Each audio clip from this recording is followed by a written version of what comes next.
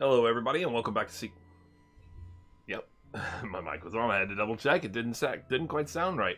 Hello, everybody, and welcome back to Secret Squirrel Games. I'm your host, Secret Squirrel. Thanks again for tuning in. As always, it is Tuesday, and that at noon Eastern time, and that means Crossout. Light's probably going to be a little bit different right now because I have the blinds open. Normally I don't, but it's a beautiful day. I kind of wanted to see outside a little bit. Hope that's not too bad, but it'll be a little bit brighter because of it. As you can see, the coloration is a little bit different, a little bit less even. But anyway, thank you for tuning in. As I said, we're gonna hit some Crossout. We have some special things kind of going on still in Crossout right now. We have a couple of different things of note. One being Spring Mayhem, which is the spring version of the Winter Mayhem that they had a while back, where you get in, you pick one of 5 different vehicles in teams of 6 to 8 or so, and you're contesting against the other group, the other team in those vehicles, whatever your vehicle choices are and stuff like that. It's fun. We're gonna hit some of that. That's why I titled today Spring Mayhem. We're gonna hit some daily and weekly challenges, of course, as we always do. We're definitely gonna knock out our daily challenges, as always. Today's weapon du jour is the shotgun, so we're going to do that. We're going to replay this mission in the Awakening area, the sandbox area. We're going to do that just for the reputation, if nothing else. And it gives decent scrap and things like that as well. We're hopefully going to be accomplishing, when we get to the Spring Mayhem, some accomplishment toward this challenge right here of winning the battle, or the brawl battlefield 5 times. As you can see, I've already won once in that, and that was the second challenge of the 3 that they have during the course of the event. It goes until May 13th, and also hopefully we'll be accomplishing this as we do it. Take a prize place 9 times in any brawl. Hopefully we'll get some accomplishment toward that, at least, so that as the week goes on, we can finish that and get an extra 175 engineer badges by the end of the week. That would be a nice accomplishment. We do have some side or group missions in the adventure that we'll probably knock out. Just a few. We don't need to go all the way to the full 20, but we will knock out a few of those at least, because you got to make progress each day so that it's not just a brutal grind to try to knock out all 20 at one time. It's not like it's hard to do, it's just a bit of a grind. We will also be making further progress in the 10 battles in hard raids with copper as the reward today, so that we can get toward that 500 engineer badges, and then later on during the week we'll finish that, or probably tomorrow or the next day we'll finish that up and progress toward the 10 battles in hard raids with electronics as the reward to get that 500 those 500 engineer badges as well. We're going to try to work toward a Pathfinder's container in the badge exchange, right here, which requires 3,000 engineer badges. We're at 816 right now, but, during the course of this week, we can definitely make some significant progress toward that 3,000 so that next week we can get it. Additionally, we're going to be getting... Where is... What? Alright, so I did not know this. Apparently there's been a change. I knew that they had made some changes to the containers, because I saw that Welly had posted a video, something about it, or something. But I see now that instead of completing 42 daily challenges, got you a miner's container, which was a container of stuff that was not, you couldn't use it in, you couldn't trade it, couldn't sell it, you couldn't use it in the crafting of another item and things like that. Well, now instead they replaced it with complete 40 daily challenges for 400 engineer badges. So did they add miner's container over here? They did. They added it over here for 600. Okay. Now, the difference, though... Oh, no.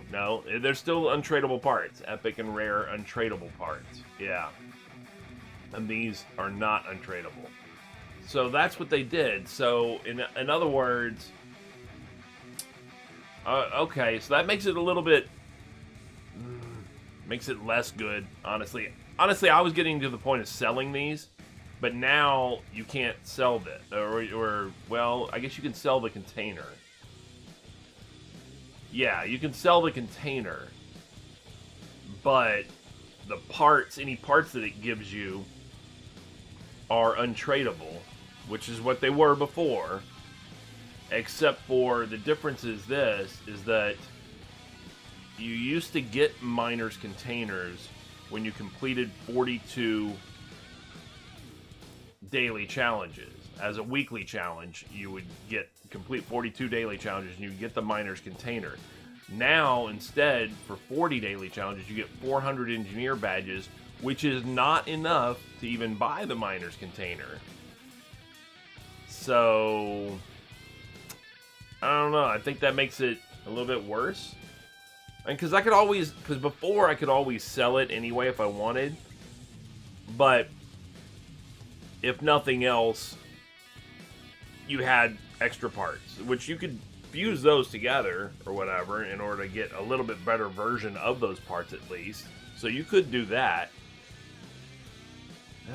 I don't think I like it as much. I didn't mind it. I didn't mind getting it for free before.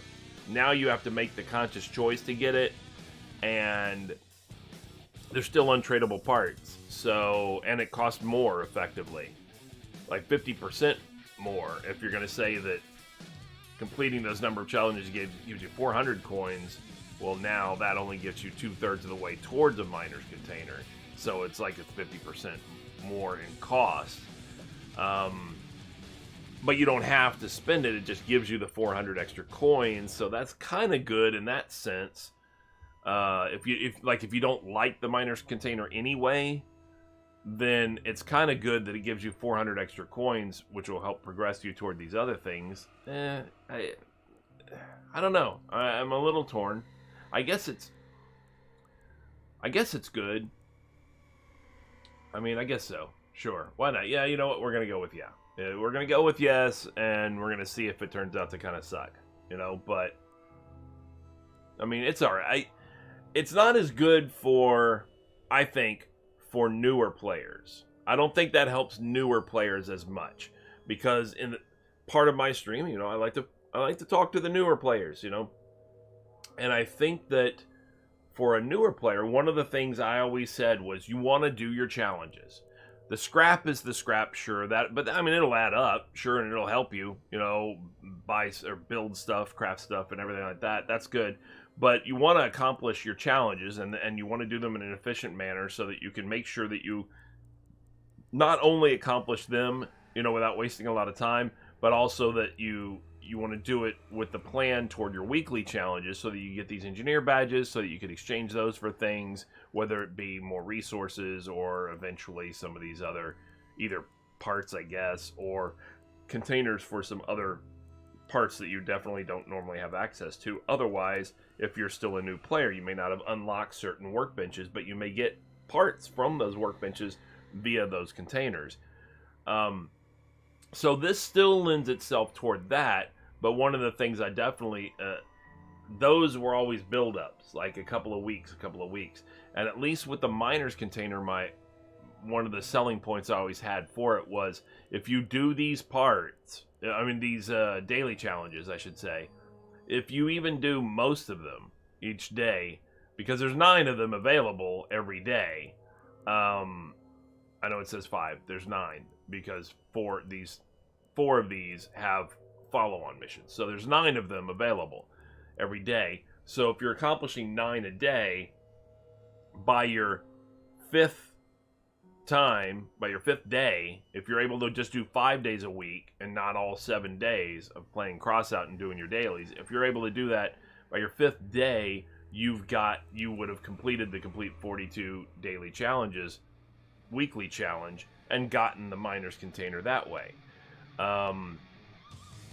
You didn't have to save up. That means by the end of just 1 week, you've got a blue item just given to you with a chance. It had a chance for a purple item even, you know, and then it even had a chance for 200 coins, which obviously would help a noob who wasn't throwing money at the game too, somebody who might just be playing the game for free. And then, so I liked that aspect of the Miner's Container as far as helping new players. I thought it was a good thing. You know, it was beneficial for the game that way. You're throwing them a bone, keeping them interested without feeling like they have just an endless grind to get any good parts or anything like that. They have a chance of getting some decent parts right off the bat within a week. You know, within the first week of play, and then another the next week, and then another the next week. They could do that every week, you know, without having to save up for them. It was just happening, you know. So I thought that was a good aspect of the Miner's Container as far as new players. So it'd be so chill on my streams.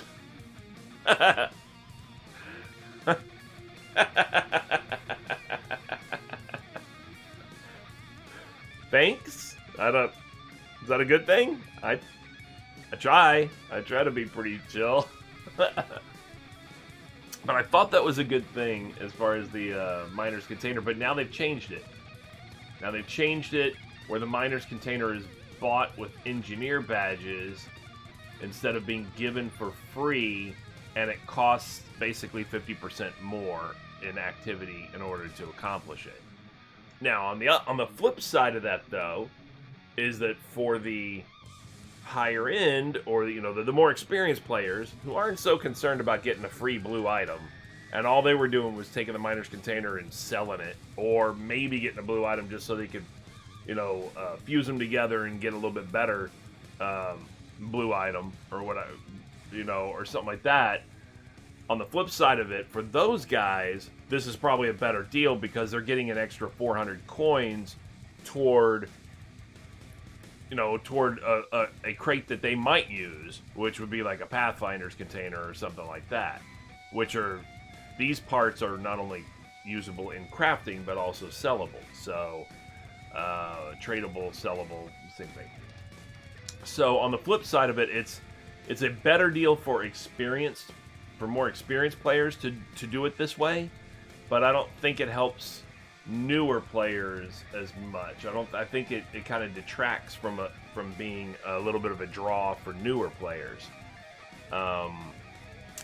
So it's give and take. And I'm always a proponent of what gets people, especially in a free game, what gets people to play and to stay. First off, to download it, it's free, so why not? But then, why this free game versus other free games? And then once they're in, where's the draw that makes them know that they don't have just they don't just have a grind ahead of them in order to get decent stuff? Because otherwise they're going to feel outclassed by all the people who have blues and turquoises and purples and all this kind of stuff or whatever, and then they stop playing. Because they didn't make an investment in the game because it was a free game anyway. If it was a game they spent money on, then maybe they stay in for a while longer because they want to try to get their value out of it or whatever. But if it's a free game, it costs them nothing to turn away from the game too. So while there is a draw to a free game, the cost, being nothing, that also can be a detriment if you don't keep them hooked because they're not losing anything by just deleting the game and walking away from it. When do we even start using badges? I just remember having them one day. I don't remember. I've had them for obviously they've been around for a long time. I don't remember when the engineer badge thing started. It may have started during the engineer event, or not the engineer event. That wasn't the engineer. It was Founders event, the first one. I don't know. I don't remember if they were there in the beginning or not, and I didn't know about them. I know that in the beginning of the game and of my play,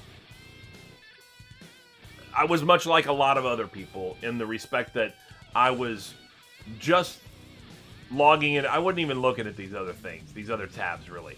I would log in, go right in here, go right to one of these. I didn't even bother with these things down here, and I would just go into PvP.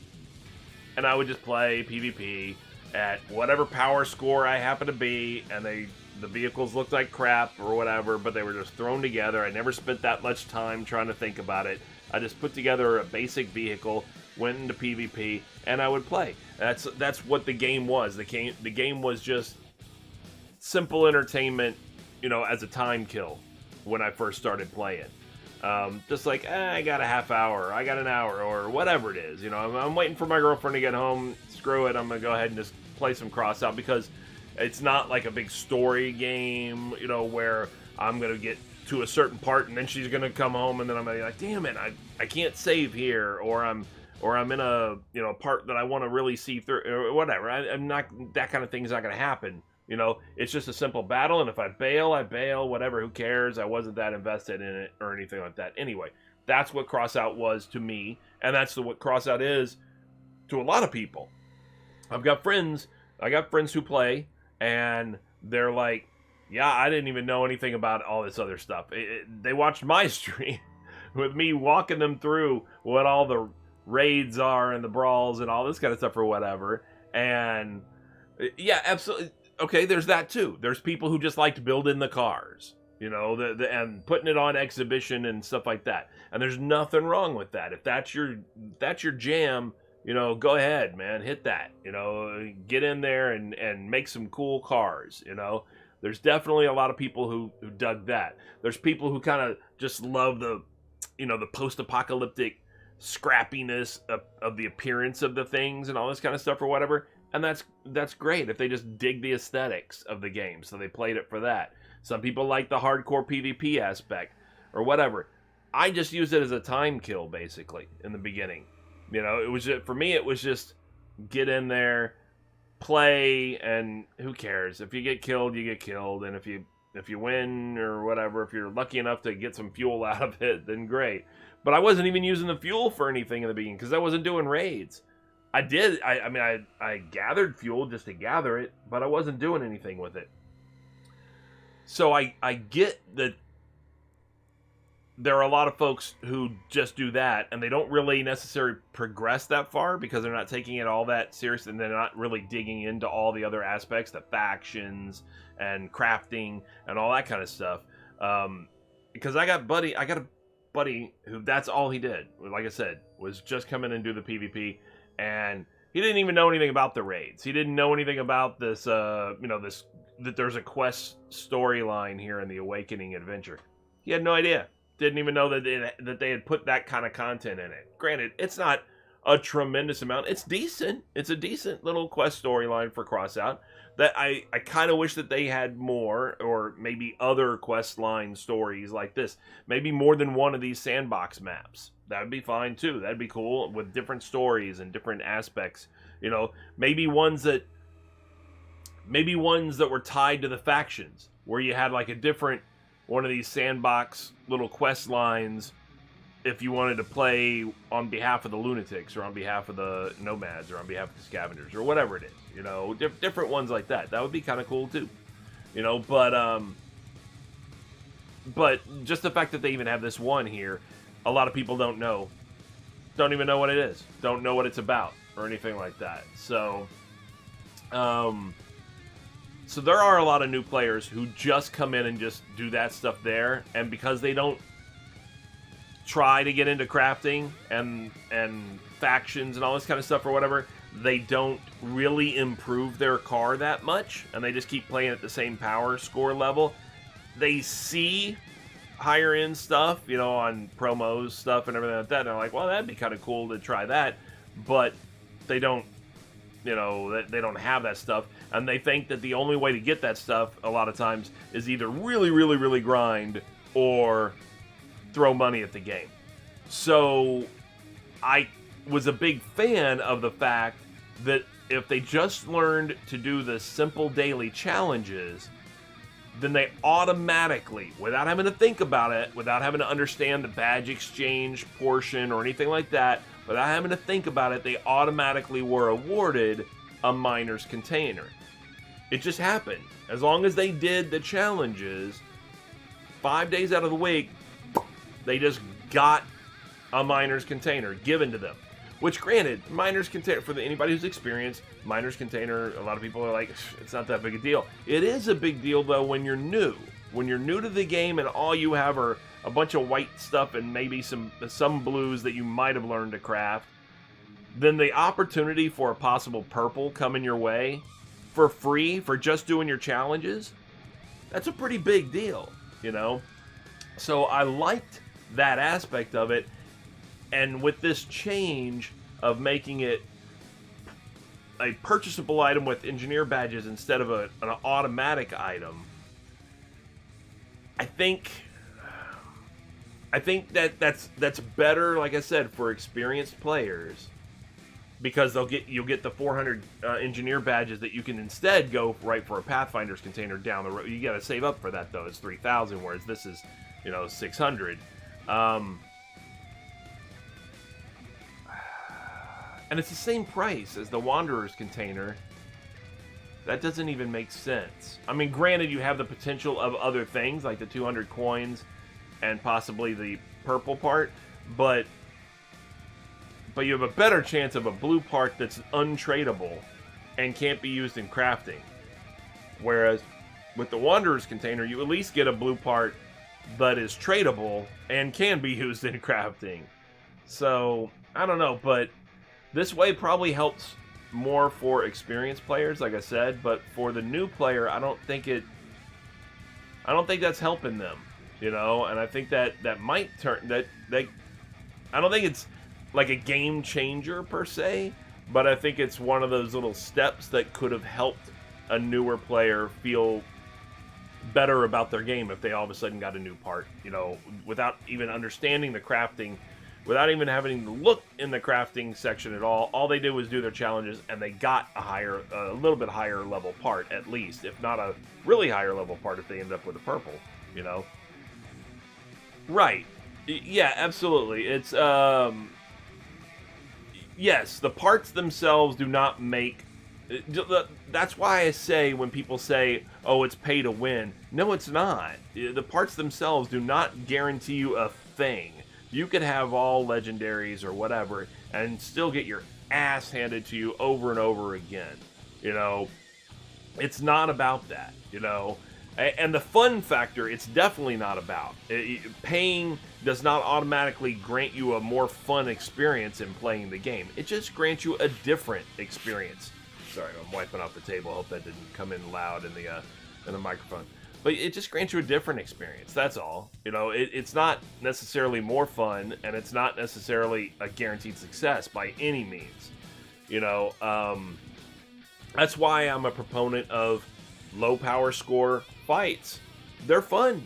They're fun, and I continue to try to show that they're fun. I do my best to try to show that they can be fun without you having to have high-end stuff. You don't have to have that. Now, granted, when I do my raids, I usually do a double retro build, which is obviously not a low power score thing. But I, when I do my missions, I just do like patrol at lower power score, as much as possible, just because that's what, except for it was PvP when I first did it, when I was first doing it, but that's all I did when I first logged into, when I first started playing Crossout. I would just go into quick matches, whatever, shoot up and die and whatever, and didn't care about any of it, didn't even look at crafting, didn't look at, increasing my capabilities, but it was fun. It was just mindless fun, You come home from a day at work, and you got a little bit of pent-up frustration or aggravation, get on and blow up some cars, and don't take it too seriously. Just get on and blow up some cars. But like you said, also there's the opportunity to be creative, to really get in there and design some stuff. If you want to spend the time to do it, sure, absolutely do it. But I was noting this miner's container change, the fact that they made it purchasable by engineer badges and not an automatic guarantee after completing 42 daily challenges anymore. And that instead they give you engineer badges, but it's not enough to buy that miner's container. So that increased the price effectively of the effort price, at least, of the miner's container. So, I don't know. I'm not sure what I think of it 100%, but it's interesting. It's interesting that they made the change. Like I said, for more experienced players, it's probably better, you know, to play with. Yeah. It's well, I think, you know, any game is more fun when you've got, you know, more players and stuff. Now, don't get me wrong. It's also easier now to do that, to find someone to play with. You know, it's easier now than even when the game came out just a few years ago. You know, even when the game came out a few years ago, it wasn't as prolific for you to be able to find, for example, streamer's Discord, which, by the way, I have a Discord.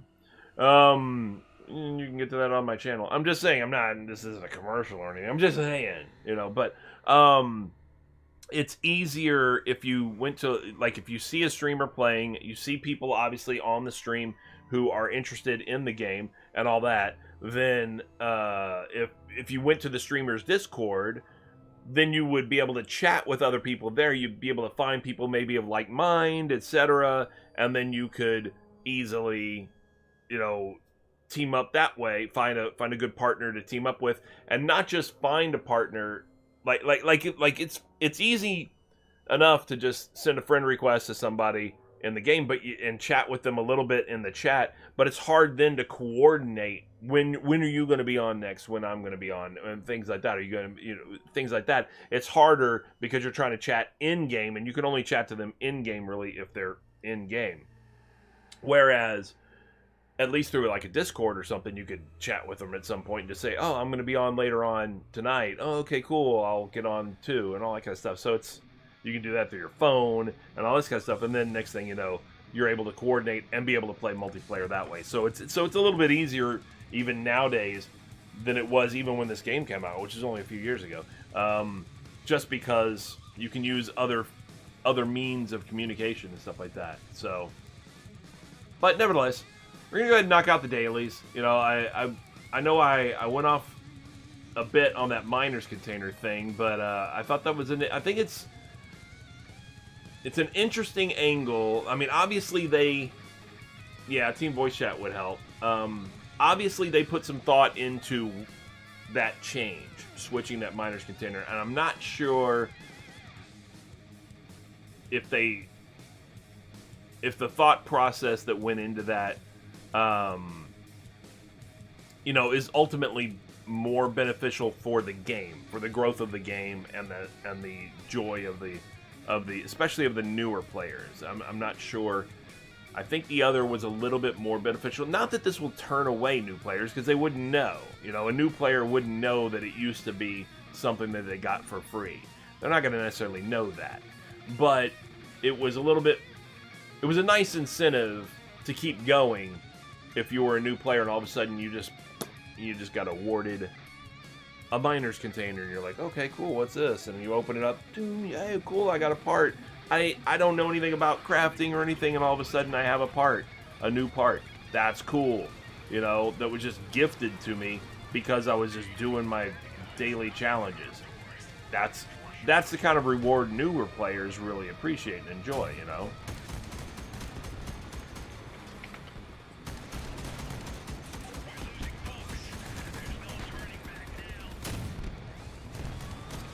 That's just my thoughts.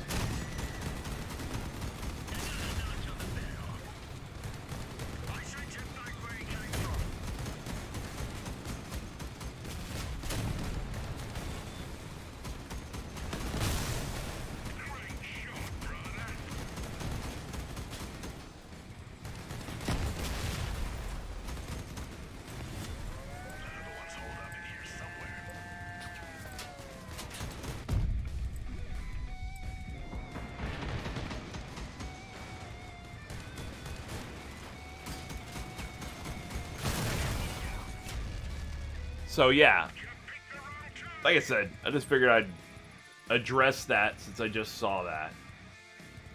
Figured I'd at least address the fact that changed, because I just noticed it myself. So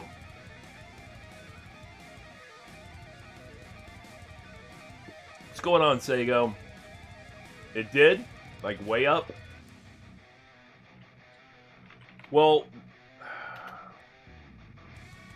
Yeah, oh, crap.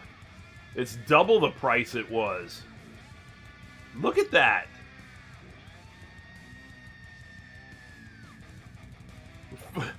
$65? Are you kidding me? It's of no more value than it used to be. It's the same miner's container.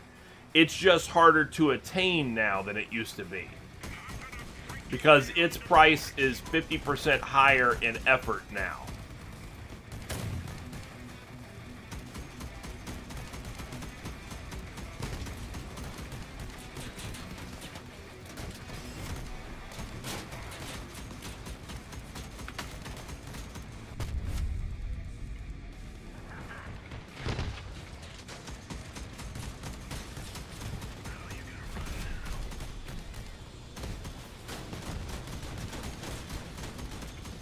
Damn it. Guy just pushed me aside and took my kill.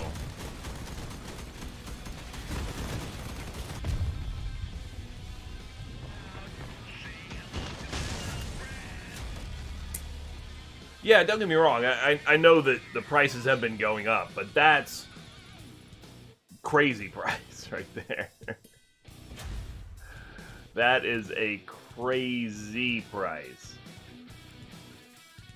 Because it's of no more value as far as the items are the same. The what you can get out of it is the same. You still have the chance for 200 coins, sure. You still have the chance for a purple and all that or whatever. But for the most part, you're getting a blue, you know, and they're going to be untradeable and all that stuff. So, I mean, I could see it being commensurate with the cost increase for the miner's container, which is 50% more basically than it used to be. As far as effort, what you have to do to earn it, I could see the price going up just because of that. And obviously, it's going to be affected just like everything's been affected by the inflation, the recent inflation, you know, on the market. But even so, doubling the price, more than doubling the price a little bit more than doubling. I mean, it was running like 30 to 32, I think, 33 maybe, or something like that before. And now it's running 65.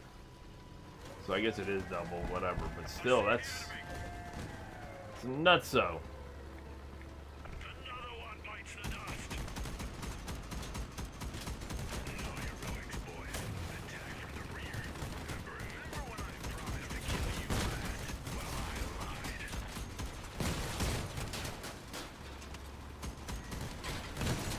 Alright, what the hell, man?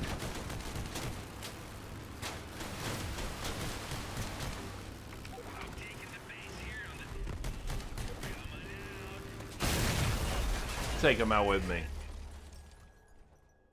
Thank you very much, gentlemen. Yeah, absolutely.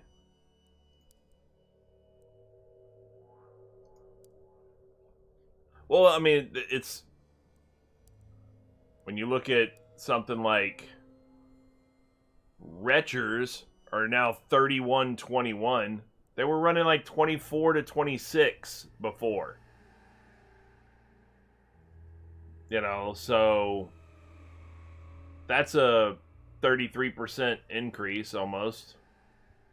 If there were 24 to be almost 32.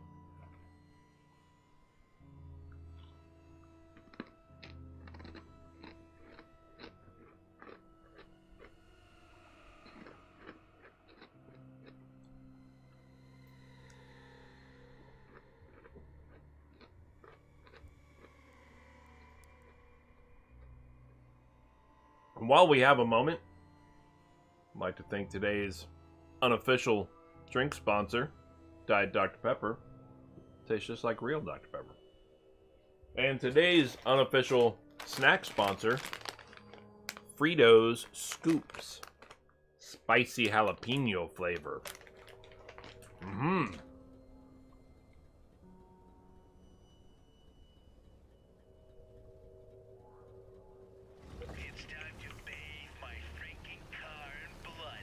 They are tasty too.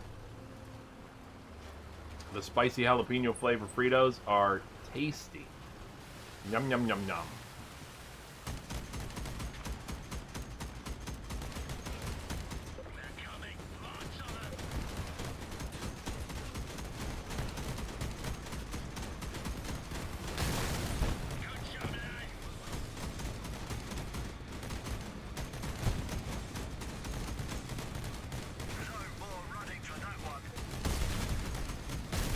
I wouldn't disrespect the doctor.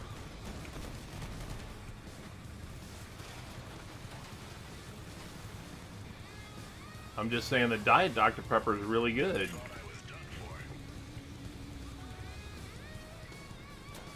Zero calorie Diet Dr. Pepper.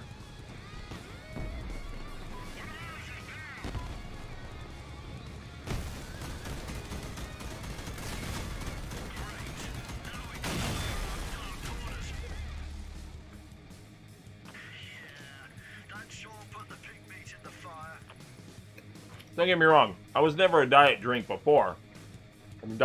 before, but in the last few years, so I had a surgery a couple years back, or a few years back now, and it caused me, well, it made a condition where I had to drink a lot in order to feel satisfied. Like, I was not feeling satisfied at all. I was dehydrating and all this kind of stuff. And so, and milk and things like that, milk and Gatorade were like the things that satisfied me the most. Well, milk is just fat and water, you know? So, when you're drinking a lot of milk, all of a sudden you put on some weight. So, I did that, and finally they got me the medication to balance it out so that I wouldn't have that issue anymore.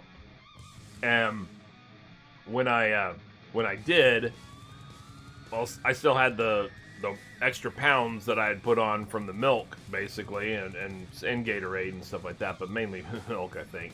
Although Gatorade's plenty sugary as well. But ultimately, I said, all right, I'm going to go on keto. And when I went on keto, I cut out regular sodas and I switched, and I drank, Diet Dr. Pepper was my preferred soda anyway. So I switched to, Dr. Pepper was my preferred soda anyway. So I switched to Diet Dr. Pepper. It took a little bit of getting used to. It doesn't really taste 100% like regular Dr. Pepper. In fact, I know that if I switch back, and I've done that several times or whatever for a while, whenever I switch back, regular Dr. Pepper tastes significantly sweeter than Diet Dr. Pepper. But it's still, it's close enough. It's definitely the closest to the original that I know of in regards to diet drinks versus the regular drink, you know, as far as flavor is concerned. So it's not that much of a transition in that respect. But yeah, it's good. I mean, don't get me wrong, I'm a huge Dr. Pepper fan though, because Texas. That's why. That's the main reason right there. Why? Texas.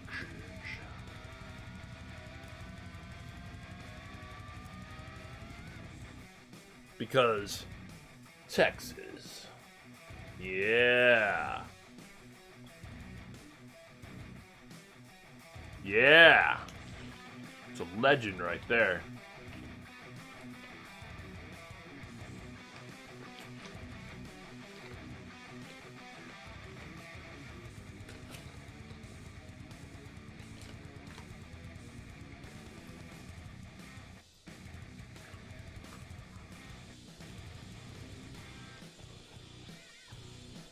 I am in the, yeah, I was gonna say, I am in the freaking...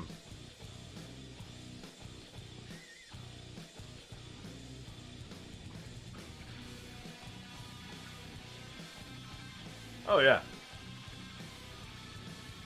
Well, I live in Florida, but I was raised in Texas. And Dr. Pepper and Fritos, man. That's Texas.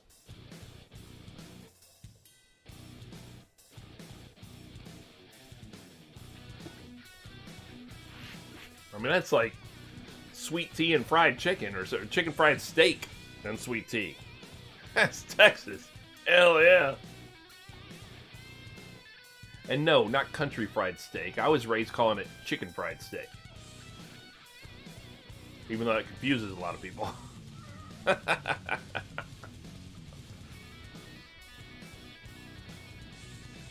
No, not at all. I barely have I really don't have much of any southern accent, honestly. A lot of people tell me I don't have an accent at all, hardly, but I think there's a little bit in there. Now, when I go to Texas, though, when I see my... right, absolutely. Now, when I go to Texas and I see family, of course, my accent will start to come out a little bit more.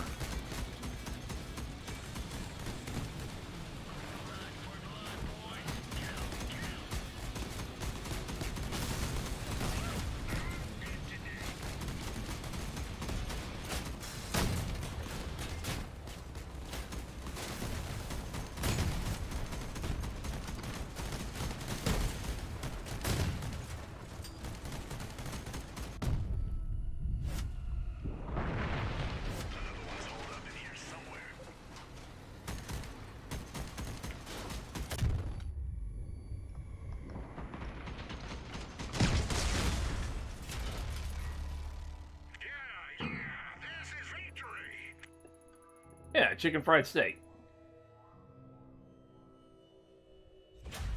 Absolutely. It's just a little bit, I mean, it's not like it's the end of the world type of thing. It doesn't make me mad, but it's just a little bit irksome when I look at a menu somewhere and it says country fried steak. I'm like, you mean chicken fried steak, man? Oh.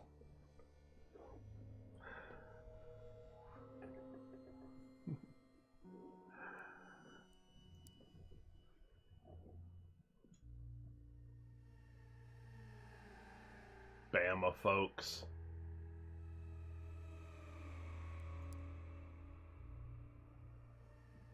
Alright. What do we got?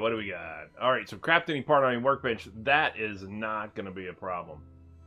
You probably don't want to order it there. What, chicken fried steak?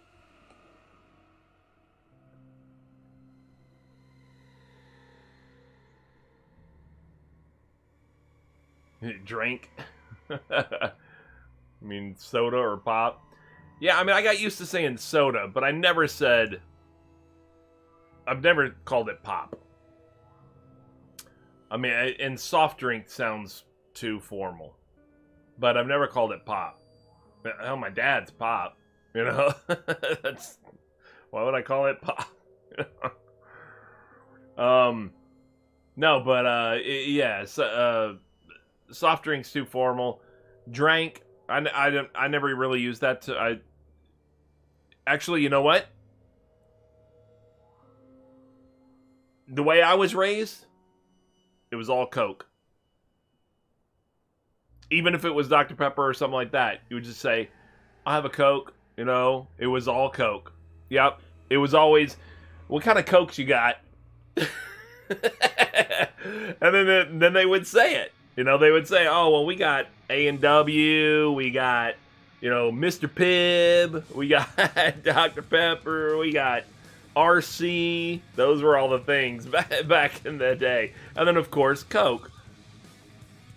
But yeah, it was all Coke. You know, what type of Coke? What's your favorite kind of Coke? Oh, I like Dr. Pepper. It's not a Coke, but that's what it was. They were all Cokes. It wasn't cola. It was Coke. It's the way it was, you know, for me coming up. But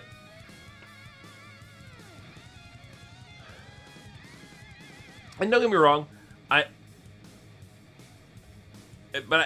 don't get me wrong, I didn't have a problem with Coke. If they didn't have Dr. Pepper, then it was Coke. Then that's what I actually wanted. If they didn't have Dr. Pepper. But in Texas, most places had Dr. Pepper because it's from there. But if I went somewhere and they didn't have Dr. Pepper, then I'll take a Coke. Because screw Pepsi. What are you, communist? Nobody drinks Pepsi. Pib wasn't bad. I didn't mind Pib. But what I don't like is when people think that it's the same thing as Dr. Pepper. Or even worse, when people think root beer is the same thing as Dr. Pepper. No, it's not. But I've had lots of people say that before at restaurants. Where you go, oh, do you guys have Dr. Pepper? And they go, oh, we got root beer. So? That's like me saying, do you guys have steak? And you go, oh, we got lobster. Not the same thing. Not at all the same thing. Why would you even forward that as the alternative, you know? I don't care. I don't care about Mountain Dew. I was never a Mountain Dew fan growing up. Pepsi still sucks. So, just saying it. I don't have to watch dissing it. I'm going to diss it. Pepsi sucks. And I'll tell you this much, too. If you go to Europe, which you do, Sego, you go to Greece. I don't know about Greece exactly because I haven't been there. But I know you go, or whatever. If you go to Europe, Coke won the Cola War in Europe big time. Big time. I see Coca-Cola all over the place, and I never saw Pepsi. Never saw Pepsi. I didn't see it in England when I was there. I didn't see it in Germany. I didn't see it in France. I didn't see it anywhere. You know what I actually was amazed to find, though? There was a gas station outside, not too far from Munich, I think, that I was in there, and all of a sudden I saw Dr. Pepper. I was like, oh, Dr. Pepper. I had to buy that, of course, right away. And it was funny. I didn't say a thing, but when I clearly got excited about seeing it, and I got it, and I took it up to the counter, and the girl spoke to me in English right away. Like she knew. Well, you're clearly American. You dig the Dr. Pepper. Right away, you got excited to see it.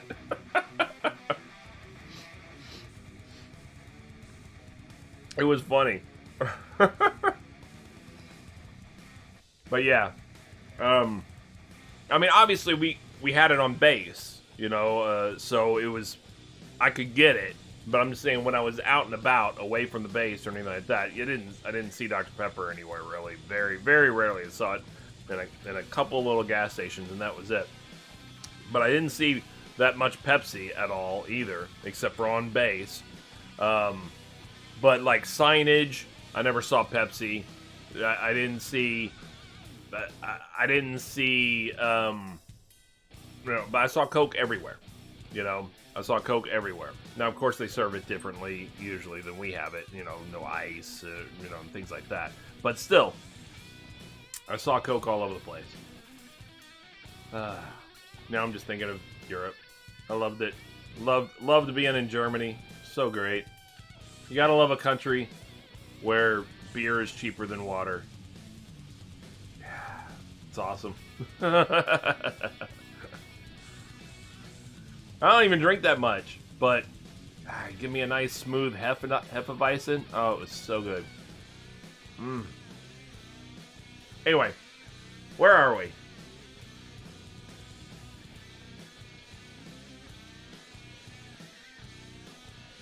Sego, you saying, what is your number one soda choice? That's what William's asking. Raids. We're on raids. We're on raids. Diet Dew. So you really like the Mountain Dew, huh? See, I never got into Mountain Dew. I never did.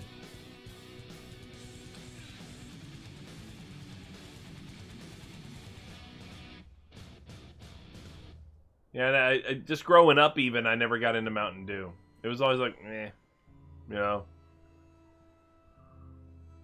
But just like Sprite and 7-Up, those things, I never got into those. So Just like later on when they started coming out with them, I never got into Red Bull and Rockstar and Monster and all those kind of things, all those energy drinks and stuff like that. I briefly liked Jolt Cola. You know, when you want to talk about more sugar, more caffeine, you know, get yourself ramped up type of drinks. I briefly liked that, but not for very long. It didn't take me long to realize, yeah, I was a kid still at the time, basically, or a teenager. And I said, I liked it, you know, from the, you know, all the sugar and twice the caffeine and all the sugar, you know, tagline. Of course, being a, you know, teenager, you love it. And I enjoyed that aspect of it. However, it ended up being too sweet. You know, I was like, oof. I'll tell you, you know what I prefer more often than not to any of those sodas? But I'll get the caffeine and the sugar anyway. Sweet tea, man. There's the Southerner right there. Give me a sweet tea any day. If it's made right and it's not bitter. I don't like it when it's bitter. I don't like that. And that's another thing I don't like.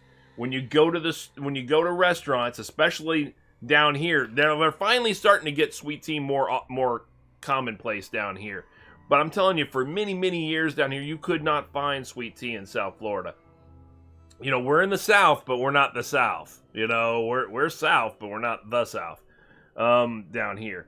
And you couldn't find sweet tea almost anywhere. Now you can start to find it places. But what I hate is when you go to some place and you say, do you have sweet tea? And they go, yeah, we got raspberry tea. I go, no, that's not sweet tea. That's flavored tea. There's a difference. Don't give me flavored tea. Sweet tea. You don't like sugar in your tea? Oh, I know it is in Alabama and places like that. Texas, the South. Then yes, it is. Sweet tea is everywhere. You don't like sugar in your tea? Unsweet. I've done that. I've done the unsweet tea before, and I'm fine with it. But I love me some sweet tea. I love me some sweet tea. I don't hate on unsweet tea. My girlfriend likes to sweeten her tea herself. So even if we're at a place and if we're at a place that only serves Pepsi products and they have bad tea, I may never go back there again. But if I do go back there, it's probably because I'm going to have a root beer, you know, in place of the Pepsi or any of that crap. But I love me some sweet tea.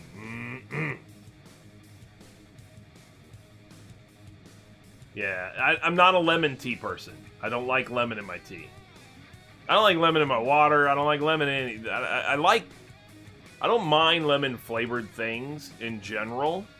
I don't like lemon, like, lemony drinks, you know, so... Or lemon in my drinks or any of that stuff. So I'm always like, water, no lemon. Save the lemon. They waste so many lemons putting lemons on glasses of water, and so many people don't even drink, don't even use them. They just set them aside. You're just wasting product, you know. All right, I got to switch to rate vehicle. I got a bunch of crap I got to get done here. I'm going to hard copper raids, whatever. Anybody on the... Foxy's on. Foxy's in game.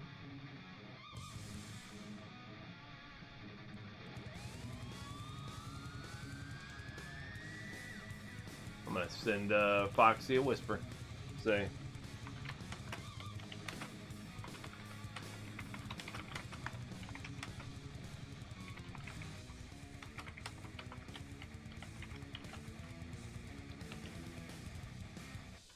Save the lemons, yeah. Yeah, absolutely. Save the lemons, man. I don't know. Milo's tea? What the hell's that? I don't know it.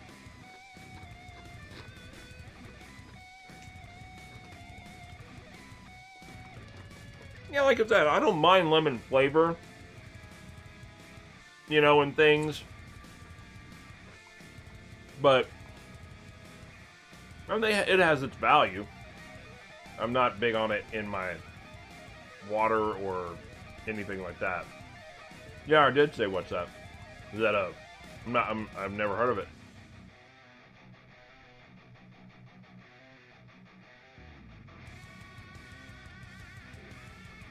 I mean, I think more often than not, I'm more used to either just Lipton or Louisiana for tea.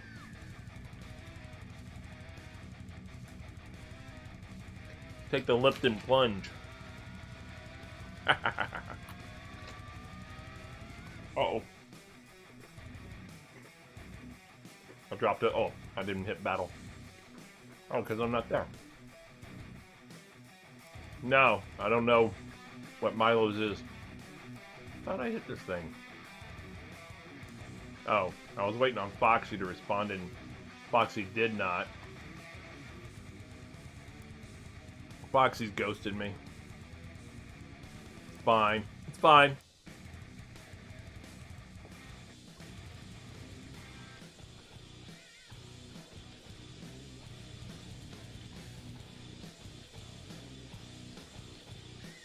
No, I've never heard of Milo's a restaurant. Is that an Alabama thing? Jack's? Like Jack in the Box, or are you talking about? I don't know Jack's either. We don't have. You have to understand. Oh yeah. No, I love lemonade. Love lemonade. You know, that's good. You have to understand, Fuyam. Honestly, and Barry can disagree with me if you want. Yep, we don't have Jack in the Box. We don't have a lot of restaurants, not just fast food. We don't have a lot of the restaurant chains. We have very. My girlfriend comments on it all the time when we go to visit Dallas area. You know, my family and stuff like that up in Texas or any of that, or even her family, or you know, in other areas of this state in the north, for example. But definitely, as we drive through the South and all this type, she comments all the time about all these different restaurants, even a lot of which are chains that we do not have down here, or we have so scarcely that it might as well not have them. Like we have Texas Roadhouse, we have one in our county that I know of. One. And we are not in a rural county. We are in a very populated county. Because, not just chains, but I'm just talking about restaurants in general. And a lot of folks would say, oh no, we've got restaurants, you know, but they're more local, whatever, blah, blah, blah, blahs. And all this stuff. And yeah, we do have some local little hole-in-the-wall places that are not bad or whatever. But we don't have that many restaurants in general.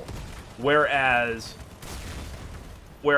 you go to places like the Dallas Metroplex, there's restaurants everywhere. The per capita, you know, restaurant population basically is crazy. You know, there's so many restaurants. There's restaurants all over the place. Not all of them are chains. Some of them are, sure, but they're all very well represented, you know, if they are a chain. Whereas down here, like I said, we have one Texas Roadhouse that I know of in the county. We used to have some restaurants that aren't even around anymore. Olive Gardens and Red Lobsters are here, but they're not even that common, honestly. There's not a ton of them.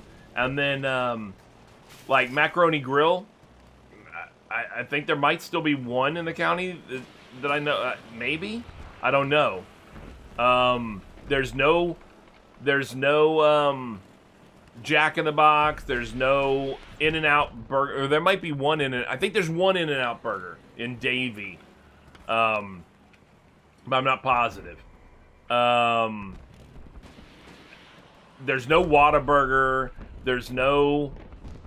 We only have like one Sonic that I know of in the county. There's a lot that we don't have. What's going on, Trader? What do you mean cookout? Like cookout instead of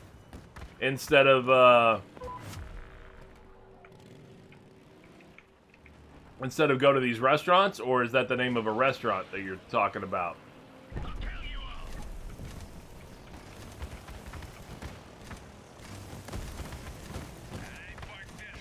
Oh no, never heard of it.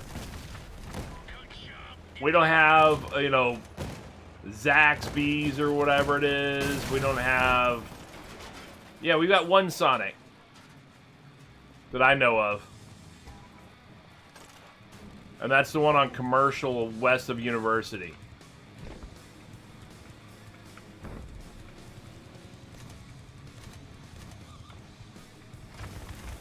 No Whataburgers, no, the only fast food Mexican place that we have is Taco Bell.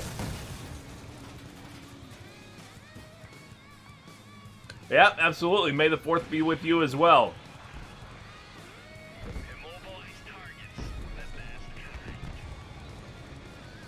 Yeah, it takes some getting used to. When you come from an area that has a bunch of that stuff to go, what? Oh, they don't have this? They don't have this either? Why do they not have this? It's not like I'm in the boonies or anything. I'm in the Miami-Fort Lauderdale area. This is a major metropolitan area. Nah, not really. What, Sonic's? I know of the one in, I guess it's... I don't know if it's Tamarack technically or what, you know. But still, I mean, Sonics are all over the place. You know, in like Dallas, for example. I mean, it's not a question of... You don't even bother looking it up. Because you're like, yeah, there's one on this corner, there's one 8 blocks past it. You know, whatever. They're all over the place.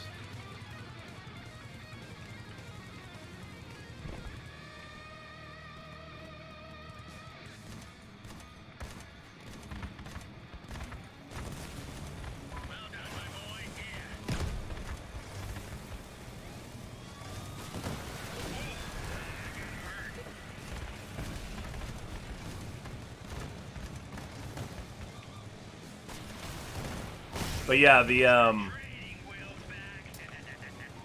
the restaurants to population ratio is not anywhere near the same here, you know, and definitely the restaurant, you know, options because of it, you know, are so much more limited. We find it difficult all the time to come up with where, you know, where to go eat. Because we're always like, what are our choices? Oh, the same old places, unless we want to go to some hole-in-the-wall kind of place, which those aren't always bad, but, you know, you take a risk, you know, that a lot of times they're not that great. Or at least with some of the bigger places, you kind of know what to expect. Not that I'm always a big fan of just chains, but at least you know what to expect. If they're a good chain, they're a good chain, so there's nothing wrong with that, you know? And if they're 2 chains, then they're 2 chains. And then you're a rapper, so...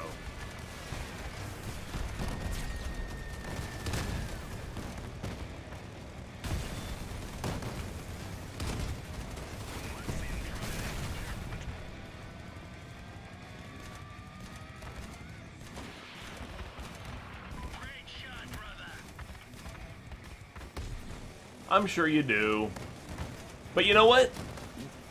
And a lot of folks down here do, but I don't know that it's because they actually like doing that or because they've grown up having to do that.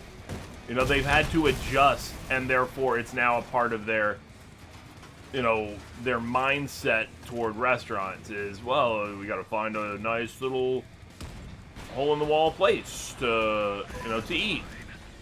Well, yeah, you do, because you ain't gonna have no other choices.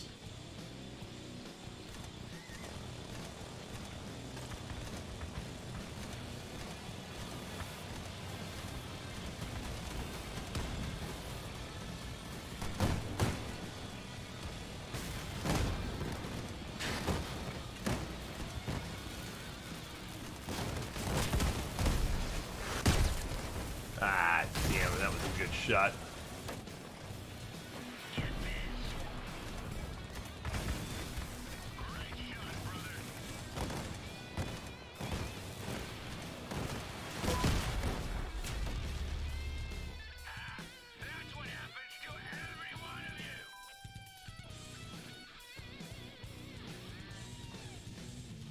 Yeah, I mean, it's just like there are folks who sit there and they go, "Oh, you know what? I like to ride my bike places." Well, you learn to like riding your bike to places if you didn't have a car, if you didn't have an option. You adapted to it, and then it became enjoyable. But if you knew that you had no other option, and if you thought about it that way, you'd be like, "This sucks having to ride my bike everywhere." You know.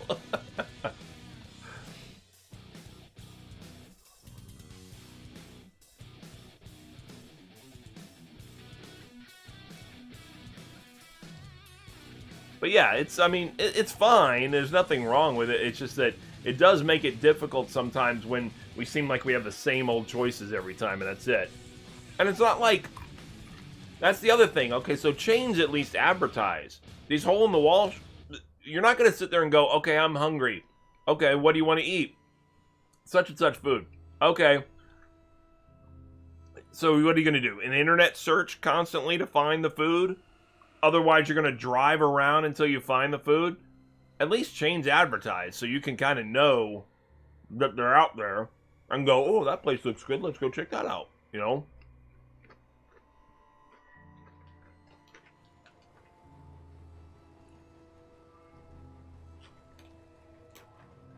Because I never see advertising for any of our local spots here. That's not 100% true. The only ones I see advertising are ones on Miami Beach. And I don't want to go there. So.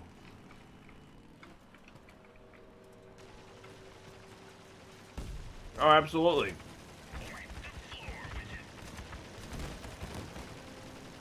Or you don't know of their promotional deal.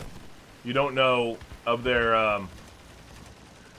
Well, I don't like to go to the places place like Miami Beach, but A, because it's a pain in the ass, and then you got to try to find a place to park, which of course you got to pay for because it's Miami Beach, and then on top of that, it's just it's so plastic and pretentious, and I'm not that.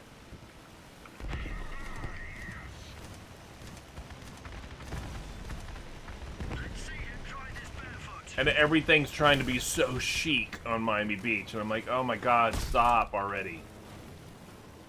Just quit it.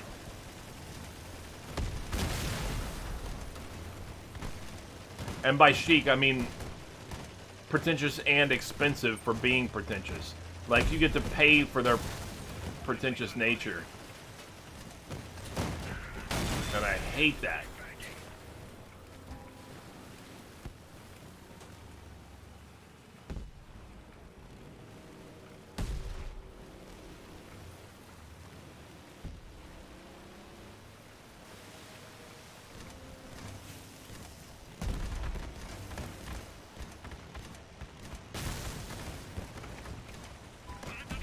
That's on the north side of Houston, isn't it? Woodlands?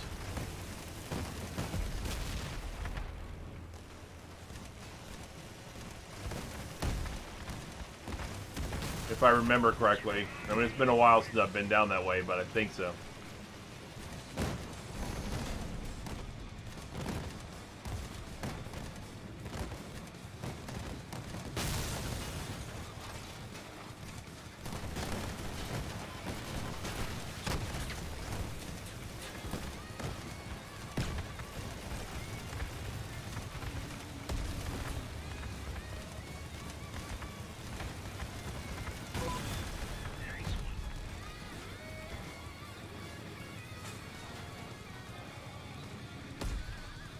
But yeah, our restaurant options are very limited down here.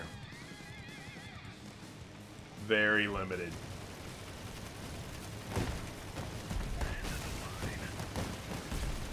And they can be a bit disheartening at times. It sounds familiar, but I don't know. I mean, I haven't lived there for a long time, and more often, especially in more recent years, like when I was a kid, I lived on the Dallas side. I lived in Dallas County, Richardson, and places like that. But when I went back as an adult, I lived in, well, I was raised in Irving, but when I went back as an adult, I lived in mid-cities area, a little bit more in Tarrant County, but it sounds years, even since.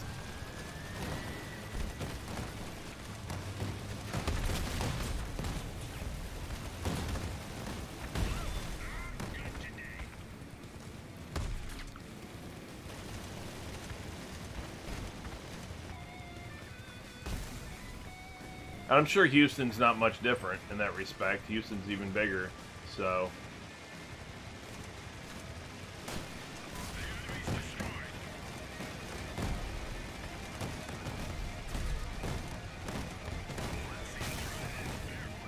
Dallas or Houston for that matter, I guess, or whatever. Compared to here, definitely the one difference I really don't miss at all is the highway. 4 highways. Nothing like the Dallas has. Getting to run the toll. I don't agree with that at all. You should have the right